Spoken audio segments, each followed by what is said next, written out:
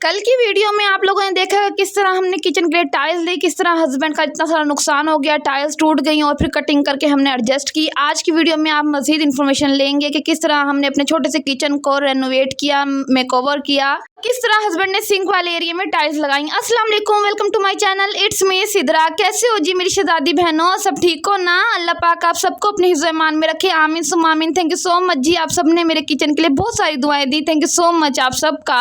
वाली वीडियो में आप सबने देखा है कि हाफ किचन की टाइल्स लग गई थी, सामने वाली हमने पूरी स्लैब पे टाइल्स लगा दी थी, बट अब आ गई बारिश सिंक वाले एरिया की। तो बस आज सिंक वाले एरिया में टाइल्स लगनी थी और इस कदर बारिश थी कि तौबा इस्तग़फ़ार। मैं अच्छा मुझे देखने वालों को सबको मैं ये बात कहूंगी, मेरी प्यारी बहनों प्लीज अपने पाकिस्तान और जहाँ जहाँ सैलाब आया हुआ सबके लिए दुआएं खैर करें कि यार सैलाब ना आए, ऊपर से बारिशों ने और सोने पे सुहागा किया हुआ है। हम सबके गुनाह हैं जो यकीन करें हमारे सामने आ रहे हैं। अल्लाह से तौबा करें, नमाजें पढ़ें, अल्लाह से दुआ करें अपने मुल्क के लिए, अपने वतन के लिए और सारे देखने वालों के लिए कि कोई भी इस मुश्किल हालात में से ना गुजरे, क्योंकि ये सैलाब कहना ये आसान है लेकिन इसे झेलना बहुत मुश्किल बात है। आते हैं अपने किचन की रेनोवेशन की तरफ। यहाँ हस्बैंड ने सबसे पहले छेनी हथौड़े के साथ जो सारी की सारी शेल्फ है ना, उसके ऊपर से एक्स्ट्रा सीमेंट उतार दिया था और थोड़ा थोड़ा से खड्डे से टाइप कर दिया था ताकि शेल्फें इसके ऊपर इजीली एडजस्ट हो जाए, मींस के रगड़े ना, फिसले ना। जैसे कि आप लोगों को पता है दीवार वाली टाइल्स सारी टूट चुकी हैं। देखते हैं उसके साथ क्या करते हैं। फिलहाल छोटे छोटे पीसेस हमने निकाल लिए हैं। उसके बाद जी यहाँ के लिए टाइल्स आज हस्बैंड 2 लेकर आ गए हैं कि सिंक वाला एरिया कवर हो जाए। हस्बैंड देख रहे थे रख कर और उसके बाद नाप कर इन्होंने निशान वगैरह भी लगाए हैं। अच्छा, कल काफी सारे कमेंट आए फर्स्ट वीडियो पे। फर्स्ट जो वीडियो है रेनोवेशन की, तो उस पर बहुत कमेंट आए कि आपके हस्बैंड बहुत ज्यादा मेहनती हैं, अल्लाह पाक इनकी जिंदगी सलामत रखे। थैंक यू सो मच जी, आप सबने इतने प्यार भरे कमेंट किए मेरे हस्बैंड के लिए, माशाल्लाह अल्हम्दुलिल्लाह मल्टी टैलेंटेड है, अल्लाह का लाख लाख शुक्र है। मैं हमेशा एक बात कहती हूँ कि शोहर हमेशा प्यार करने वाला होना चाहिए, क्योंकि कम पैसों में और कम खाने में गुजारा हो जाता है लेकिन गंदे शोहर के साथ गुजारा नहीं होता। तो अल्लाह पाक हर बेटी के नसीब अच्छे करे और उसे बहुत अच्छा प्यार करने वाला, इज्जत देने वाला शोहर दे, आमीन सुम्मा आमीन। तो जी जो शेल्फ टूट गई थी तो उसका भी कुछ इलाज करेंगे, सामने लगानी थी, हमने दीवारों के लिए लेकर आए थे लेकिन चलें टोटे टोटे हो गए हैं तो अब देखते हैं किस तरह एडजस्टमेंट होती है। खैर यहाँ इंची टेप के साथ, आई थिंक इंची टेप बोलते हैं, क्या बोलते हैं इसको, इससे हम मेजरमेंट कर रहे थे कि किस तरह कटिंग होगी और कितनी स्लैब। ये वाला जो काम था ना बहुत ज़्यादा डिफिकल्ट था और मैं हस्बैंड से बड़े यहाँ शुगर लगा रही थी कि यार ये आप ही कर सकते हो, मेरी जैसी बंदी नहीं कर सकती काम, क्योंकि यहाँ तो सिंपल स्लेब लगनी थी ना। सबसे पहले हस्बैंड ने यहाँ के लिए एक लंबी काटी, इस टाइल के अंदर से टाइल का पीस लंबा सारा काटा, वहाँ एडजस्ट करने के लिए इसका नाप लिया। उसके बाद उन्होंने वहां रखा, क्योंकि जो जोड़ है ना हमने कोने में निकाला है ताकि वो नजर ना आए, और सामने पूरी पूरी प्लेट्स एडजस्ट की हैं ताकि डिस्प्ले बहुत अच्छा लगे। मैं एक बात जानती हूँ कि मिडिल क्लास फैमिली के लिए बहुत ज्यादा खुशी का दिन होता है जब उनके घर कुछ नई चीज आती है या वो कुछ नया बना रहे होते हैं घर के अंदर, क्योंकि आप लोगों ने मेरे घर का हाल देखा है और मैं कहती हूँ आज जितना कुछ मेरे पास है और जो फैसिलिटीज है ना वो मेरे हस्बैंड के बल पर है, यकीन करें अल्हम्दुलिल्लाह। जब एक शोहर अच्छा हो, सपोर्टिव हो, लविंग हो, केयरिंग हो ना, तो एक गंदा ससुराल भी आप बर्दाश्त कर ही लेते हैं। तो हमेशा अपनी बेटियों के नसीबों की दुआ करते रहा करें। तो बस जी यहाँ पर हस्बैंड ने आज तक जो भी किया इस घर में अपनी मेहनत से, अपने बल पर की है, मेहनत मजदूरी करके की है अल्हम्दुलिल्लाह। वरना मेरी ऑब्जर्वेशन ये बात कहती है कि पाकिस्तान में जॉब्स बहुत ज्यादा कम है, तो पढ़े लिखे लोगों का मैं कहती हूँ कोई फायदा ही नहीं है और पढ़ाई डिग्री किसी मायने में नहीं आती अगर लड़के के पास हुनर नहीं है। ये बात सच है, मुझे लगता है ऐसे, क्योंकि हुनरमंद लड़का जो होता है ना वो कहीं पे भी खड़े होकर कमा लेता है।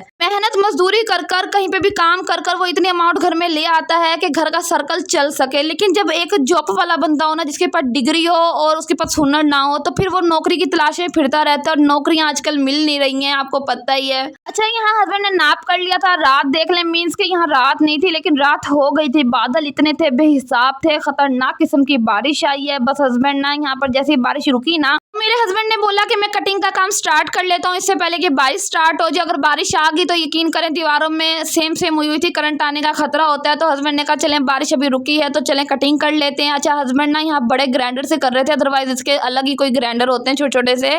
फुल अंधेरा हो गया था, रात हो गई थी और मैं और मेरे हस्बैंड दोनों लगे हुए थे कि कोई काम वाइंड अप कर ही लें। अच्छा, हल्की हल्की बारिश अभी भी आ ही रही थी लेकिन उतनी स्पीड से नहीं आ रही थी जितनी स्पीड से मैंने 2 घंटे देखी है कि इतनी शदीद बारिश, तौबा अस्तगफार। तो हस्बैंड ने बोला कि चारों तरफ ही सैलाब का खतरा हुआ है, हर शहर में सैलाब आया हुआ है, अगर हमारी तरफ भी इसी तरह बारिशें होती रही ना तो यकीन करें यहाँ पे भी सैलाब का मसला बन ही जाएगा। हाँ जी, एक इन्होंने स्लेब बोलेंगे, प्लेट बोलेंगे, प्लेट एक काट ली थी स्लेब की, ठीक है जी, अच्छी तरह कटिंग हो गई थी। देन अब हमने सेकंड करनी थी लेकिन उसके लिए पहले मेजरमेंट हस्बैंड ने करनी थी और उसके बाद हस्बैंड हस्बैंड काटेंगे। बट ये फिर भी बात यही कहूँगी कि ये भी हस्बैंड की हिम्मत है कि माशाल्लाह उन्होंने इतनी सफाई से फर्स्ट टाइम लगाई है टाइल्स, लेकिन बहुत प्यारी लगाई है अल्हम्दुलिल्लाह। अच्छा, मैं आप लोगों को बताऊँ, मेरा मेकर रहता है मुजफ्फरगढ़, तो वहाँ पे भी सैलाब का बहुत ज़्यादा मसला हुआ है। सैलाब का तो मसला हर तरफ ही है, हर शहर में हुआ हुआ है, लेकिन मैं दुआ करती हूँ कि अल्लाह पाक इस मुश्किल हालात में से निकाल दे, ये परेशानियां खत्म कर दे हमारे मुल्क के ऊपर। आमीन सुमा आमीन। और मुझे अम्मी लोग कितनी फिक्र हो रही थी ना, मैंने अम्मी जान को बोला आप लोग आ जाओ यार, आ जाओ आप लोग। तो अम्मी जान आगे से कह रही यार कैसे हम घर छोड़कर आए। तो आगे से भाई, मेरे बड़े भाई, उन्होंने अपना घर भी तामीर करवाया 2 मरले के प्लॉट के अंदर। और 2 मरले भी एक गरीब बंदे के लिए बहुत बड़ी जगह होती है, यकीन करें, क्योंकि अपने सर के ऊपर जो छत होती है ना, किराए की ना हो और अपनी हो ना, तो इसका सुकून ही वखरा होता है।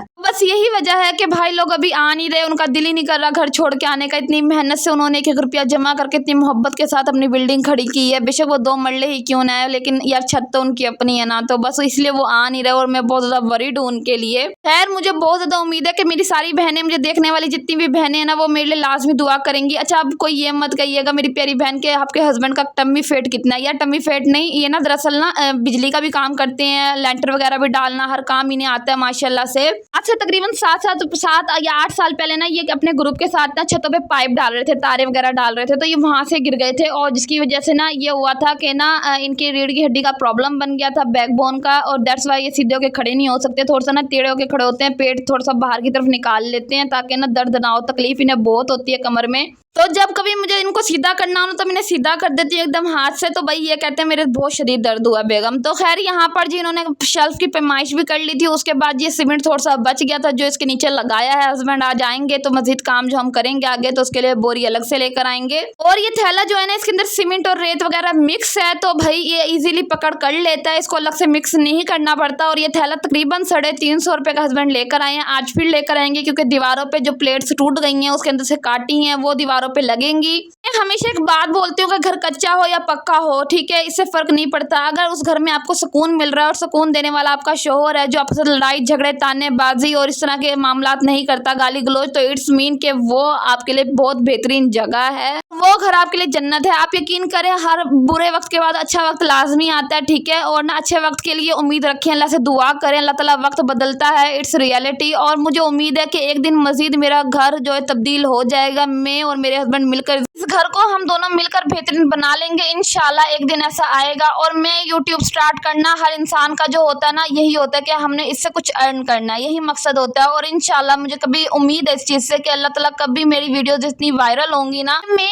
अपने बच्चों और अपने हस्बैंड की सपोर्ट बन जाऊंगी इन फ्यूचर, या कभी भी अल्लाह ताला ने जब मेरे नसीब में तरक्की लिखी है तो तब मुझे मिलेगी क्योंकि इज्जत और जिल्लत अल्लाह के हाथ में। और जिस वक्त आपका तरक्की लिखी होती है ना और आपको रोज मिलना होता है, तो वो भी अल्लाह के हाथ में है, लेकिन आपको मिलकर रहता है, ठीक है। आपके हिस्से का रिज़्क कभी कोई छीन नहीं सकता, इस बात पे यकीन रखें और मेहनत करते रहें, क्योंकि अल्लाह ताला मेहनत करने वालों की नीयत को देखता है। और इंशाल्लाह जब हम मेहनत रेगुलर करते रहेंगे ना, तो कभी ना कभी वीडियोस हमारी भी वायरल जाएंगी और अल्लाह ताला दिन बदलते देर नहीं करता, यकीन करें। मैंने ऐसे लोगों की वीडियोस भी देखी हैं जो रात में अपलोड करते हैं, सुबह मिलियंस में व्यूज होते हैं उन वीडियोस के। तो ना हर चीज़ मेहनत मांगती है, कभी बैठे बिठाए आपको कुछ नहीं मिल सकता कि अगर आप बैठे हैं तो आपको खाना बनाए मिल जाएगा, नहीं, उसके लिए भी आपको उठ के खुद ही हिलना पड़ेगा। तो मेहनत करते रहें, अल्लाह पाक बेहतर करेगा इंशाल्लाह आपके लिए। जितनी भी मेरी छोटी बहनें यूट्यूबर्स हैं जो अभी नहीं स्टार्ट किया जिन्होंने, तो वो हिम्मत ना आ रही, यूट्यूब पे आई हैं, स्ट्रॉन्ग बन जाए, बस मेहनत करती रहें और दूसरा अपने हस्बैंड का साथ देती रहें। देखें जी, यूट्यूब पे मैं आई हूँ अपने हस्बैंड की परमिशन के साथ, तो अल्लाह ताला ने मुझे सपोर्ट दिए तो मेरे हस्बैंड के दिए। इंशाल्लाह एक दिन ऐसा आएगा जब मैं अपने हस्बैंड को प्राउड फील करवाऊंगी इंशाल्लाह। और ना जितनी भी मैरिड बहनें मुझे देख रही है ना इस टाइम, और वो ये समझ रही है कि यार उनको बना बनाया घर मिल जाएगा ससुराल में, तो इस तरह का नहीं है यार, ये भी नसीबों की गेम है। मैं सच बताती हूँ, बच्ची के नसीब ना शादी के बाद ही पता चलते हैं, जितना मर्जी बेटियों को माँ बाप दे दें, और जो नसीब की गेम है ना शादी के बाद शुरू होती है। तो किसी को बना बनाया मिल जाता है, किसी को जाके बनवाना पड़ता है, मेहनत करनी पड़ती है। तो आपकी बहन उन्हीं में से एक है, लेकिन कोई बात नहीं यार, जो मेरे नसीब का है वो मुझे मिलकर रहेगा। और इंशाल्लाह मैं उम्मीद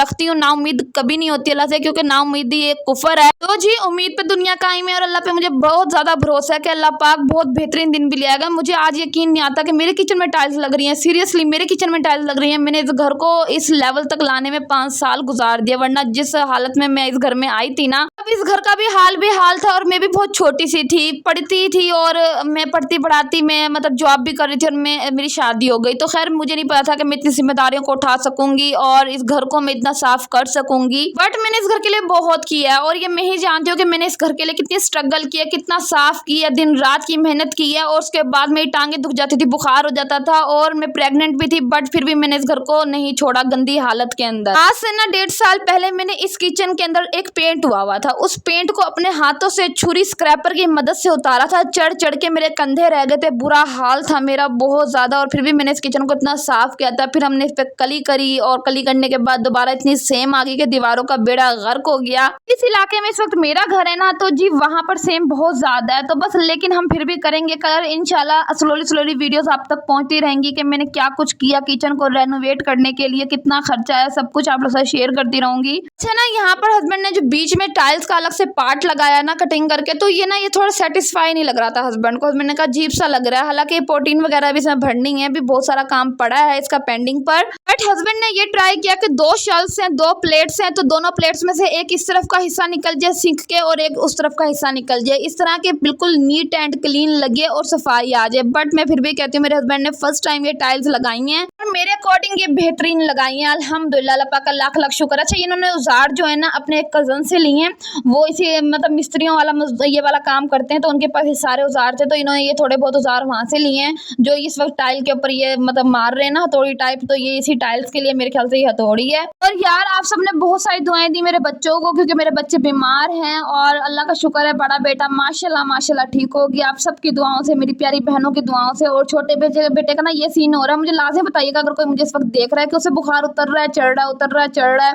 तो मेरी अम्मी जान और बड़ी बाजी ने ये बोला कि आई थिंक वो टीथिंग पॉइंट पे आया हुआ है, उसकी जाड़ें निकल रही हैं जिसे दाढ़ बोलते हैं, तो जरा डॉक्टर को चेक करवाओ, उस वजह से भी बच्चों को बुखार उतरता चढ़ता है। तो मैंने कहा चलें ठीक है जी, अब ये भी काम करके देख लेते हैं। इस वक्त मौसम देख लें आप कितना ज़्यादा ख़राब हुआ था, रात हुई थी, बारिश भी बहुत ज़्यादा आ रही थी। अच्छा, यहाँ ना हस्बैंड ने नीचे के साइड टाइल्स लगा दी थी, बस ये आखिरी वाला जो पीस था ना ये हमने कोने के अंदर लेकर आए जोड़ वाला ऐसा, ताकि फ्रंट हमारा बहुत ज्यादा नीट एंड क्लीन लगे। उसके बाद जो टाइल्स टूट चुकी थी वो हस्बैंड ने बीच में से कटिंग की ग्राइंडर के हेल्प से और वो एडजस्ट कर रहे थे। तो मेरा ये थॉट था कि यार के ना इसके पीछे, चूल्हे के पीछे टाइल्स लगनी चाहिए, ताकि चूल्हे के ऊपर से जितने भी घी के छिंटे वो टाइल्स पे गिरे तो टाइल्स नीट हो जाए, क्योंकि पहले दीवारों पे कली हुई है और जो चूल्हे के पिछला एरिया ना बहुत ज्यादा ऑयली हुआ है। अगर आपने मेरी पिछली वीडियोस में देखा हो, भुनाई करते हुए छिंटे सारे दीवार पे जाते हैं जो कि साफ नहीं होते। तो मेरा ये कंसेप्ट था, मेरा ये था कि काम, मैंने हस्बैंड को कहा कि टाइल्स की 2 लेयर लगा दें जिसके ऊपर ऑयल के छिंटे गिरे तो वो कपड़े से साफ हो जाएं। फिर हम लोग कहते थे कि सिंक वाले एरिया की तरफ टाइल्स लगाते हैं कि नहीं लगाते, इतनी टाइल्स थी नहीं। फिर मेरा दिल करा कि मैं ना दराज से ना शीट मंगवा लेती हूँ, वो जो आजकल वॉलपेपर आ रहे हैं वो वाली वॉलपेपर मंगवा के वो लगा लेते हैं यहाँ पर। तो देखते हैं यार क्या करते हैं, मजीद अभी गुंजाइश और नहीं है कि मजीद टाइल्स और ली जाए और लगवाई जाए। तो अभी देखते हैं